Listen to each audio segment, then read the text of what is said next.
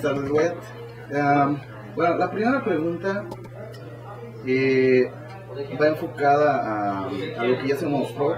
Y bueno, fuera de lo que ya plantea el trailer, de la ambición de Malkael y su traición con el consejo de Angiris, ¿cuál es la postura del resto de los arcángeles y sobre todo de Imperio? And unfortunately, I'm going to have to pass on that question. I work as a senior designer on game systems, so I'm actually not really a good person to ask about the story stuff. I know if you want to follow up with Anna Louise afterwards,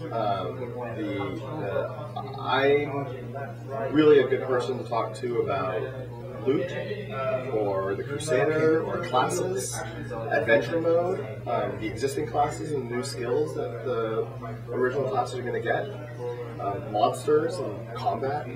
Ok. Esta está buena. Okay.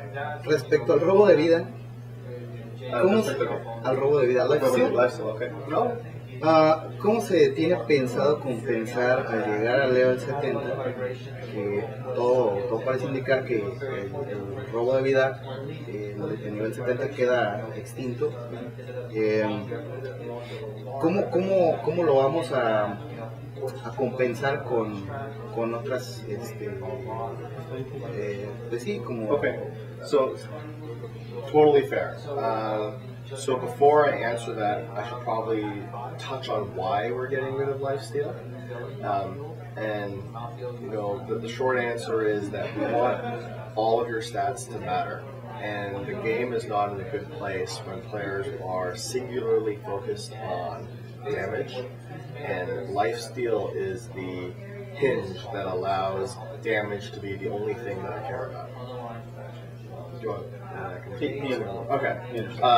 And then, as for what we're replacing it with, we're putting in, obviously there's all the existing stats like life on hit, passive life regeneration, life on kill, life for fury spent.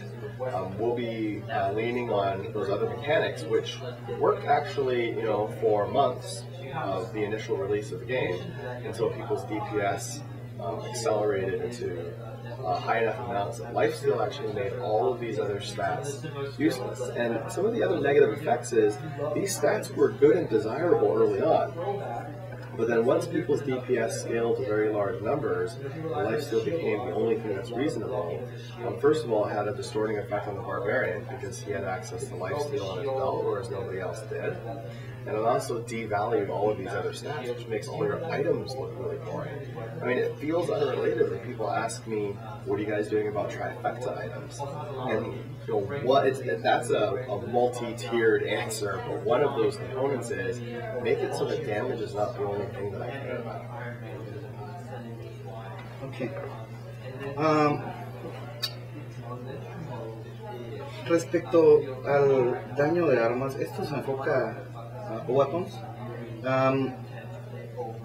Sabemos que existe el bug de las armas negras.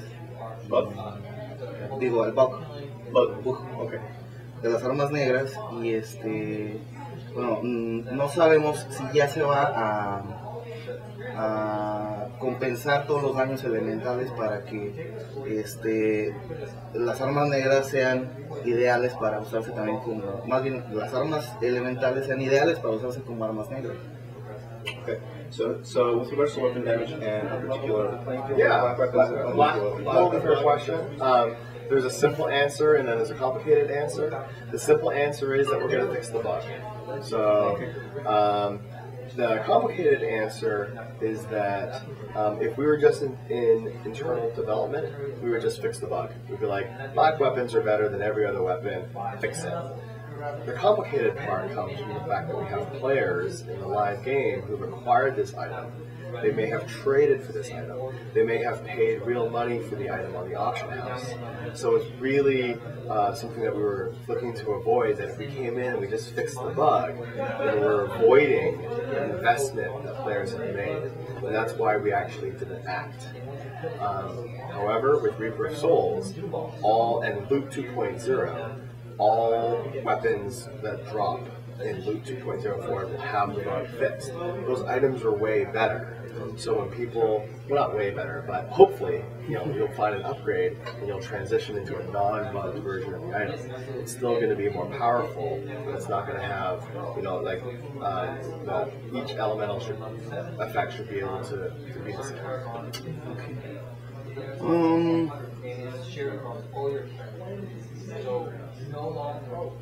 Esta pregunta creo que sí se enfoca a lo que dice Wyatt. ¿Cuál es el jefe que más costó terminar, tanto en programación como diseño? No sé si para ROS to create it. So he wants to know in terms of... Well, I don't want to give away any spoilers about the different bosses that there are. If I could... I think the most challenging aspect of boss design in general is accounting for the fact that players have different skill sets, right? Because you have so much character customization ability in Diablo 3. There's no way for us to know, we can't design a boss fight around you being able to teleport, because the player might not have taken a teleport or mobility skill, right? Obviously every class has access to things like vault or leap attack, but we don't want to force you to have to put that on your bar. So in general, it's challenging across all bosses and all game mechanics to make sure that we can do things that are appealing to all classes with many, many different modes. Tenemos la duda de si vamos a poder, o sea, más bien se va a incrementar la cantidad de jugadores en una partida. En este momento son 4, no sabemos si se va a poder. So with regards to, great. Reaper of Souls is 4-person co-op, and there's no plans to change that. I know some people would love to see more. We have strong reasons why we believe that 4 is the right number. A lot of it, we've mentioned before, has to do with the visual noise on the screen, and that's a very real factor. Already the screen can become a little bit visually noisy with all the effects going on, and when the game becomes too noisy, and in some areas I actually feel like the game risks that already, even with 4. I start to not care about what I'm doing. Like I just kind of say, damage over there, blah, right? Like I see stuff going on. I can't tell what's going on. I know there's monsters and something over there, just damage, right? And that's actually, I think, bad for the game. It's important if a monster is going to come in and do like a big telegraphed attack, I need to be able to see it. If there's a summoner in the back, I need to be able to identify it and prioritize it. It's not good for combat when people don't care and can't see what's going on. Sort of a second reason is that I want to feel like I'm contributing. The more people you add to the game, the less significant any one person feels. We're already at the point where if I swing at a high hit point monster, I might not see its health bar move at all. My sense that I contributed to a boss guy diminishes as you add more players. And we definitely feel like, to take it to an extreme, 8 or more players, maybe I didn't need to be there. So 4 players feels like you're important. If you're going to be there, pull your weight. Be part of the team.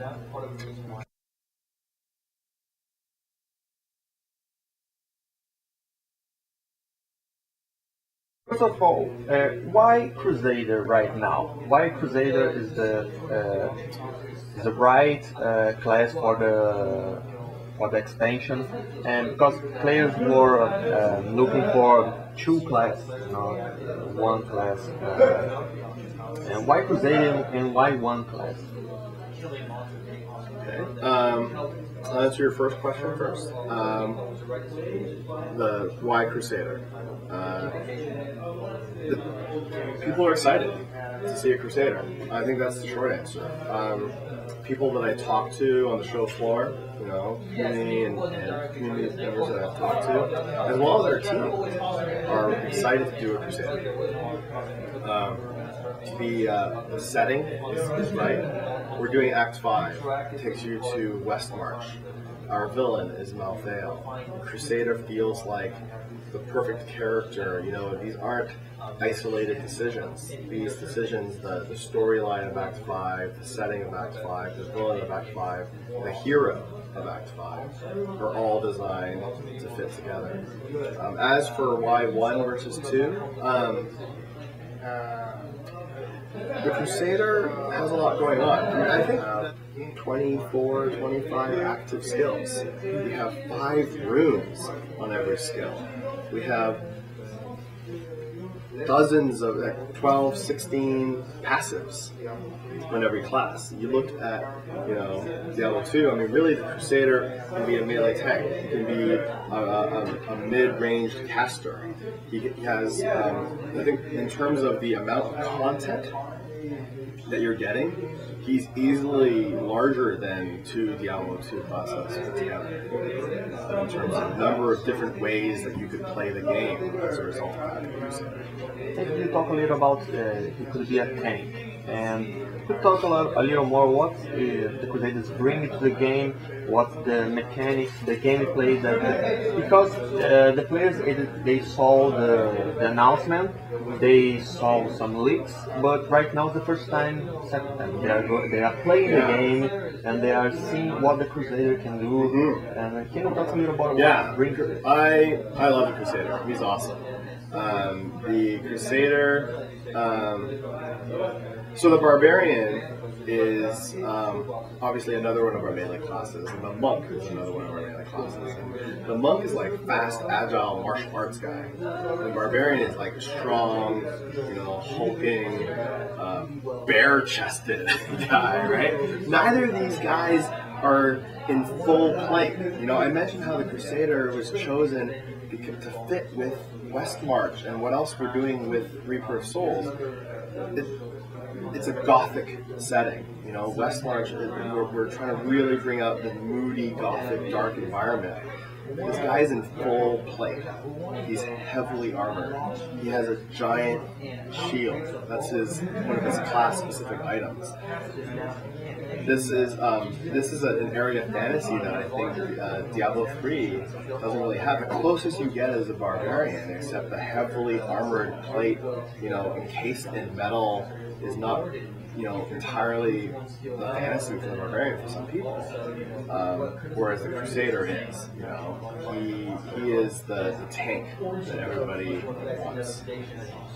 And still about gameplay, some players that are playing the console version of the game, they feel that the game is different. Some can say that's a different game. And some players want this experience in the computer version of the game. Can we expect some of these mechanics came to the PC version, or they could play with the keypad or something like that? Sure. I think that it's important to note that we're not porting Diablo 3 from one platform to another. This isn't just a straight port. This is the Diablo 3 reimagined on console, reimagined on PS4. So yeah, there are differences between the games, and that's because Blizzard really feels that each game should be the best it can be in that environment.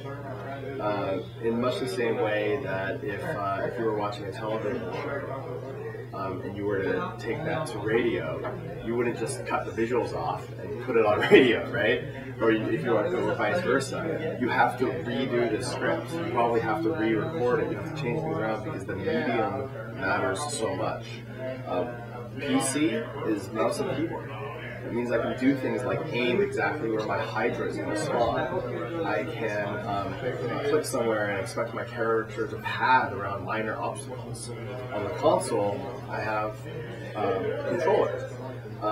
The inventory manipulation, the inventory management UI is completely different on the two games because the UIs are because the input mechanisms are so different. We also changed the camera angle. But you know, all that said, sometimes great ideas come from either side and go to the other. The Loot 2.0 is something we've been iterating on a while. We've gotten so much great feedback on Loot on the console, so that's an indication that we were on the right track. I mean, we were working on the PC version, and then we were working on console, and we made some changes to Loot, but not all of them. But people have responded so well to the Loot changes that we did make it into a console version of the game. Really affirms that we're on the right track. Boss monsters is another great example. We had all the bosses on console, and, integrating some of those changes back into the PC version. Awesome. We're out of time, guys. Okay. Thank you so much.